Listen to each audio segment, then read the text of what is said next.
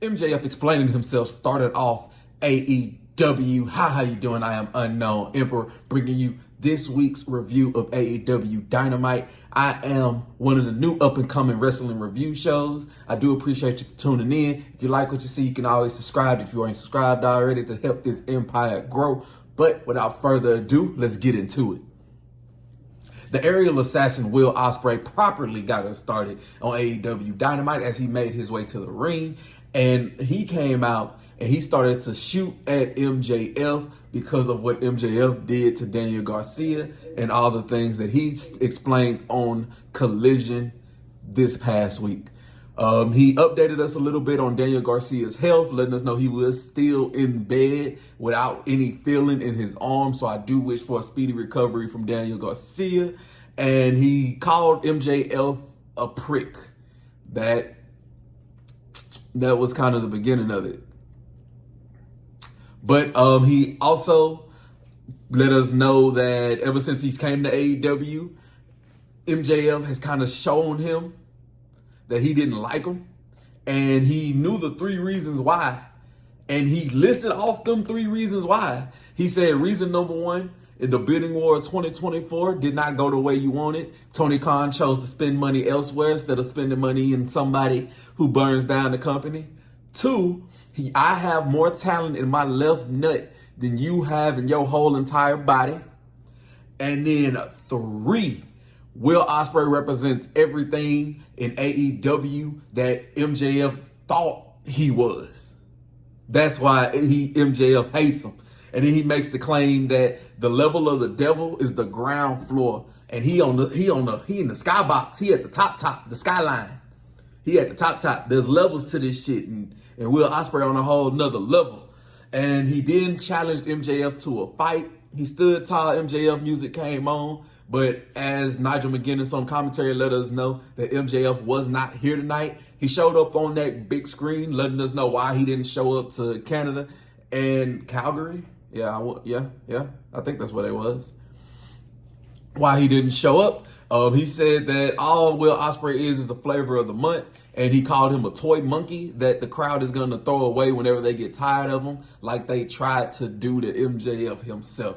And then he also exclaimed at he's not gonna fight him tonight, but he did up his challenge, saying I'll accept it if you make it next week, and if it's for that international championship, which Will Ospreay accepted. So next week we have an international championship match between Will Ospreay, MJF.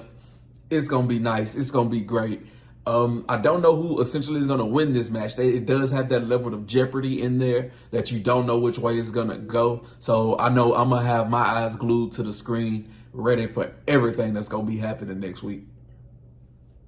Owen Hart men's side tournament had its finals today, and it was Bryan Danielson taking on Hangman Adam Page with Jeff Jarrett being the special enforcer.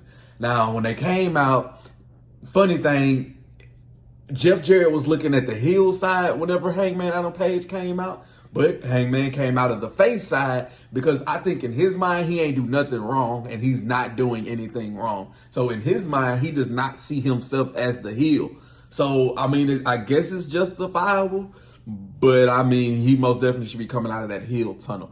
But these two got started off pretty strong. Bryan Danielson is nursing a neck injury. So the aggressor here was Hangman Adam Page. He was raining down elbows. He was raining down fists. And he did, beginning of the match, ram Bryan Danielson head into the ring post and left him laying on the outside. Now coming back from break, the announcers had let us know that Bryan Danielson was busted open by Hangman, and he had his head dribbled off the steel steps. Like, this match, I know what they got into Hangman Adam Page, but this is a new aggressive side of him that that we didn't know we was gonna get, and it was fitting that in the middle of the ring, Hangman had Bryan in a sleeper hold and started swinging him, like in the sleeper hold, swinging him. It was a brutal spot that looked pretty nasty. Hangman Adam Page was then continuing his aggression, trying to slice through Bryan Danielson's chest with a couple of chops. But Bryan Danielson was not going to be outdone here, so he began to fight back with some more chops. So these two are chopping each other in the middle of the ring, trying to see who can get the better of each other. Hangman Adam Page busted out a nasty suplex, which dropped Bryan Danielson on the top of his head. Here again, what you can do, I can do better. Anything you can do, I can do better. He dropped Hangman on the top of his head, doing a spider German suplex from the top rope. And he went for a dive, but Hangman Adam Page was able to turn this dive into a label lock, which Bryan Danielson was able to break up with a nice rope break.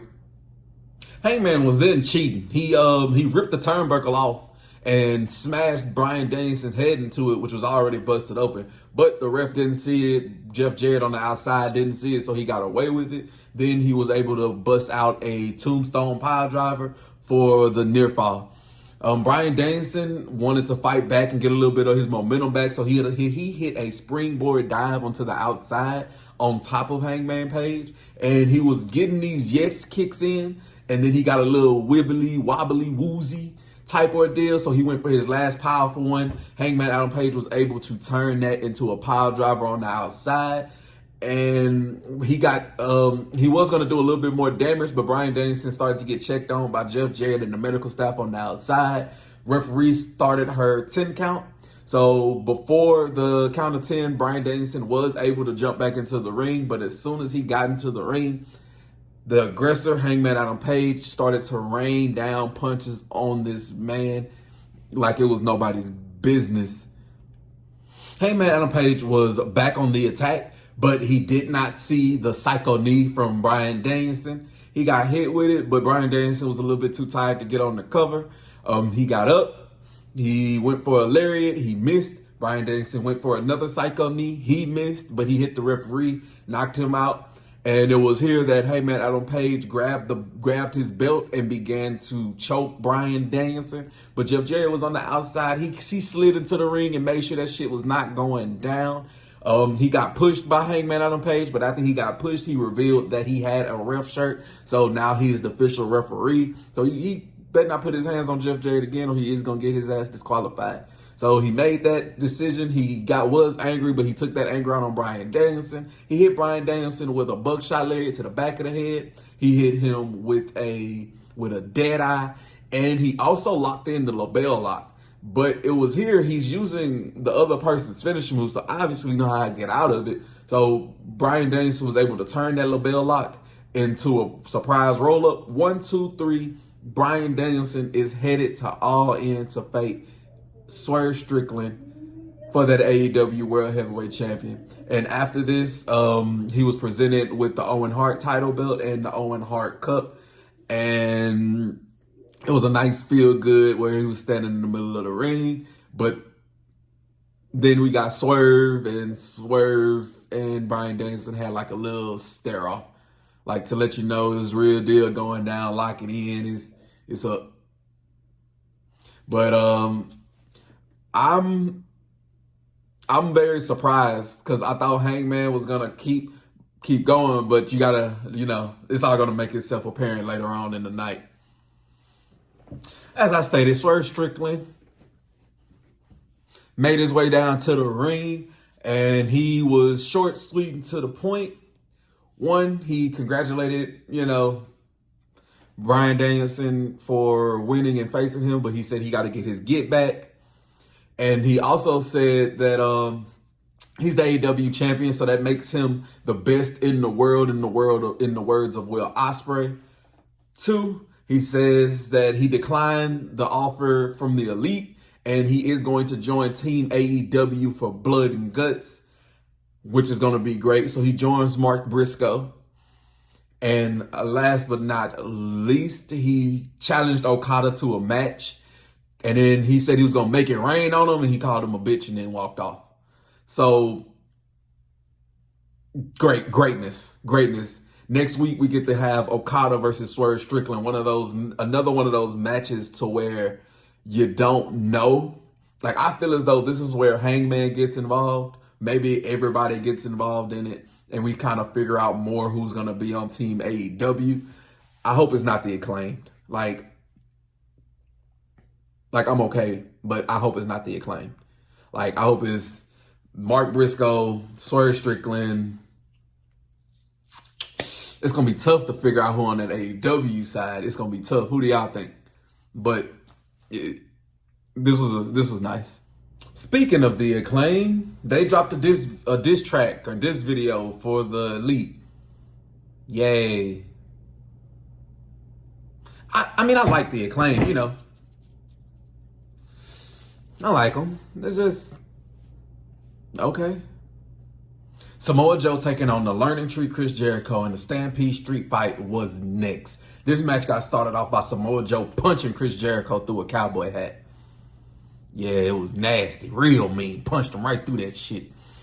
And then he was able to start raining down punches. Samoa Joe was pretty mad. Obviously, the Learning Tree and his boys took out Hook and Shibata last week, so he had no choice. He was starting off with punches in the corner, and he was real aggressive. He was even able to hit a dive on the Brian Keith that was on the outside and tossed him over the barricade. But he took his eyes off of the Learning Tree Chris Jericho, and Chris Jericho kind of didn't hit a drop kick through the ropes. But he did end up on top of Samoa Joe. Had Samoa Joe in the corner on the outside in the barricade and started raining down chair shots on this man. It was here. Samoa Joe got back into the ring. Chris Jericho came up with that mystery black bag of death. Every time he pulls out that black bag, it's some wild shit that's up in there. And it's a mystery because you don't know what's going to fall out of it. This time around, it was horseshoes, which was extremely unlucky for Chris Jericho because he pulled them out and got smacked right dab into it because Samoa Joe hit him with a power bomb, a power slam, and he hit his nasty little sit-time on the outside. Not on the outside, on top of Chris Jericho, who was on top of these horseshoes. Fast forward, Chris Jericho has Samoa Joe in the walls of Jericho, and he held this through the commercial break up until we got back from the commercial break. And Joe was able to break out of that hold by using that same one of those horseshoes and smack Chris Jericho upside the head with it. These men were on the outside, and this is where Samoa Joe hit his classic nope spot, and Chris Jericho went flying into the steel steps.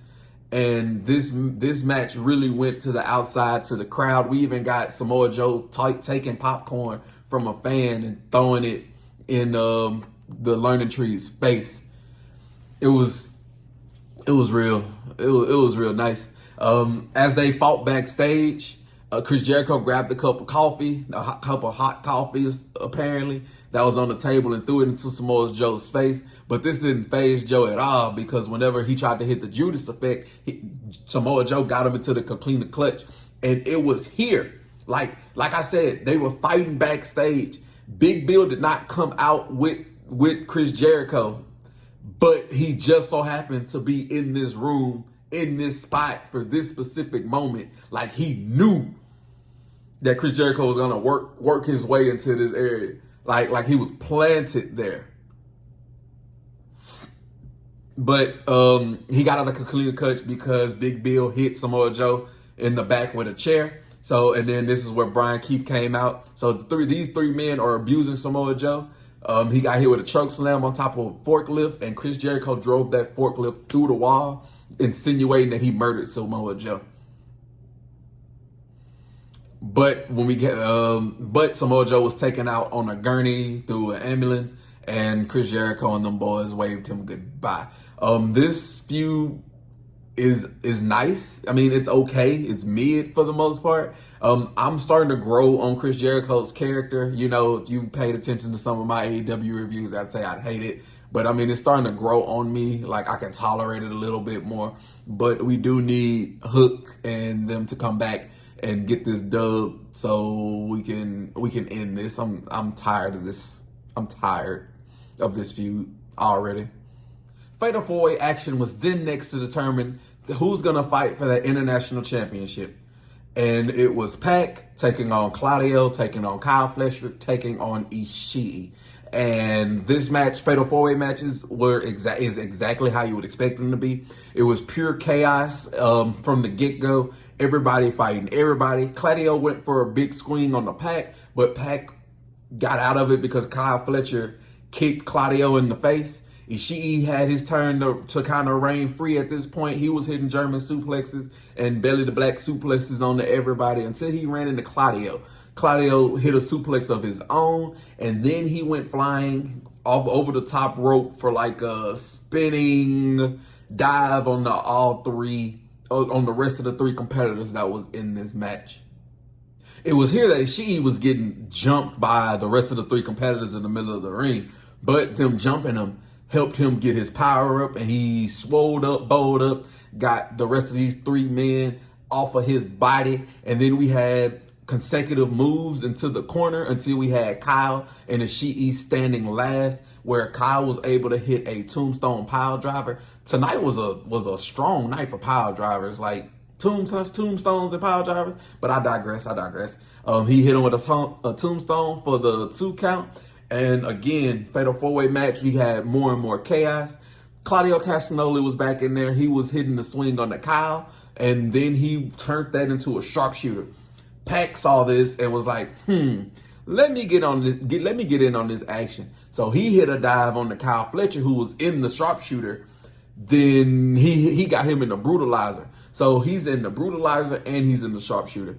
It was here where we realized that they were trying to kill Kyle. She came in and he got Claudio Castagnoli up out of there, and he, with a headbutt, and then he took off Kyle's head with a clothesline.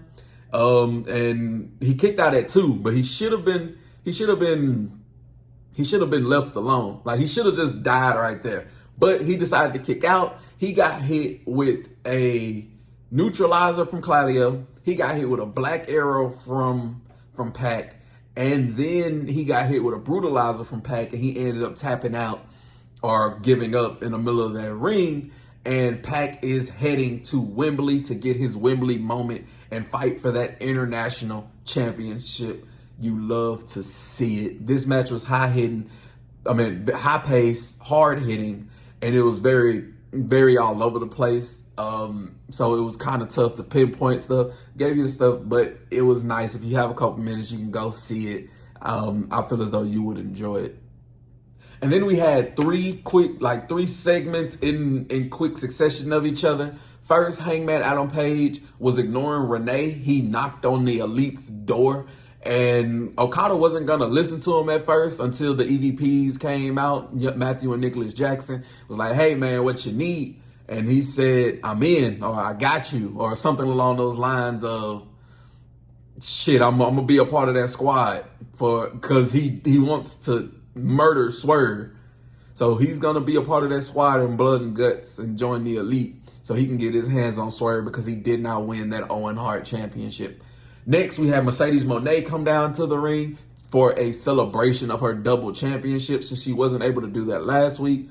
She stated that security was there to stop Britt Baker, which we're smart. We know wrestling. They weren't going to stop shit. They weren't going to stop a parked car.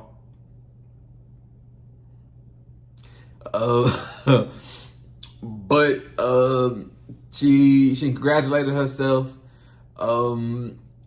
She said Britt Baker was never gonna fight for that title, and then she called her a bitch. And it was here Britt Baker, DMD, came out, knocked away security, and made Mercedes Moné run away. I don't know about y'all, but Mercedes Moné's voice is annoying to me. Like when she come in, Boston, shit like that. Like that's annoying. Like I know she a heel and she's doing it on purpose, but like that shit is annoying. Next segment, we got a returning Darby Allin. He was attacking Brandon Cutler, telling the Young Bucks that it's not over. So I can only assume that he's also going to be a member or part of that Team AEW ordeal, then try to get his shake back from the last time he was on Team AEW and he lost. But Darby Allin is a wild one. I just hope he can stay safe and stay okay enough to where he's good.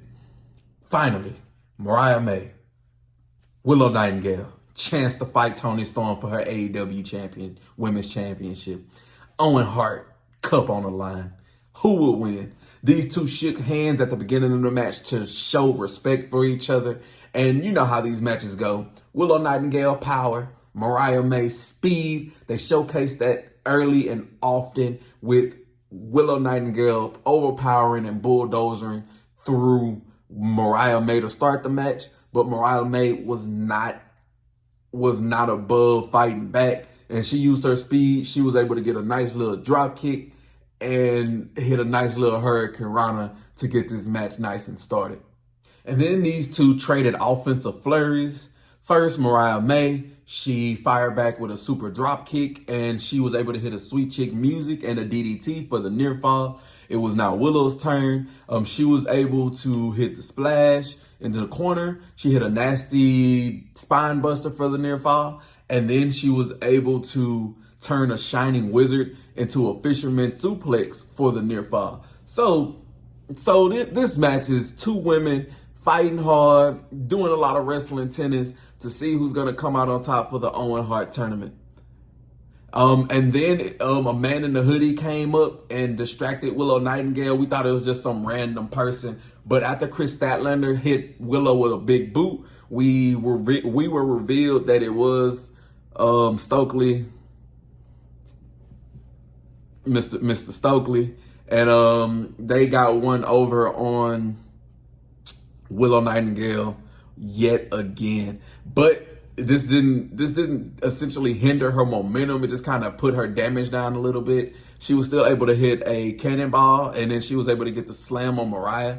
But Mariah was able to turn that into a surprise roll-up. 1, 2, 3, Mariah May wins, and she is going to All In to face our timeless Toni Storm.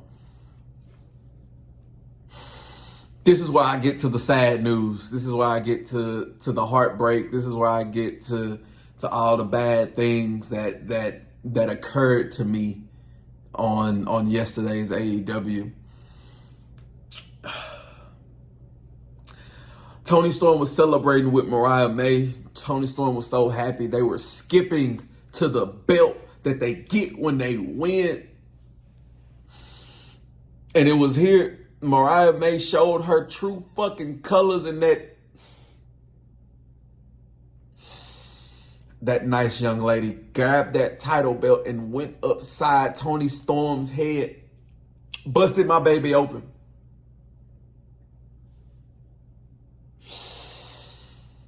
Then she kicked Luther in the balls and put him through the table. She whipped Toni Storm with that belt and then took her high heel shoe, Toni Storm's high heel shoe, and rammed it into her head. Left her blooded and bleeding. Toni Storm crying like, why are you doing this to me? Mariah May got her face like, ugh. Ooh, Mariah, ooh, you, And that's how AEW Dynamite went off air. With me crying, Mariah May holding a bloody Toni Storm, and the crowd in disarray because of what just happened. So I am, for one, I am ready for All In. Toni Storm. Now, do they crown Mariah May? Is it her time? She turned heel. I mean, she has to get something.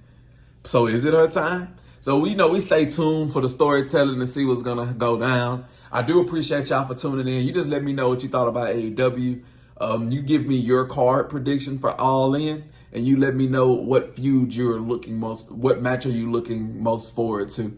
Thank you for tuning in. I am Unknown Emperor. Feel free to like, share, and subscribe, and check out any other videos that I have that you might be interested in.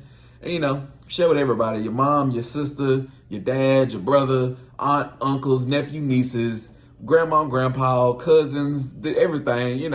I do appreciate you helping this empire grow. Y'all have a blessed one. See you when I see you.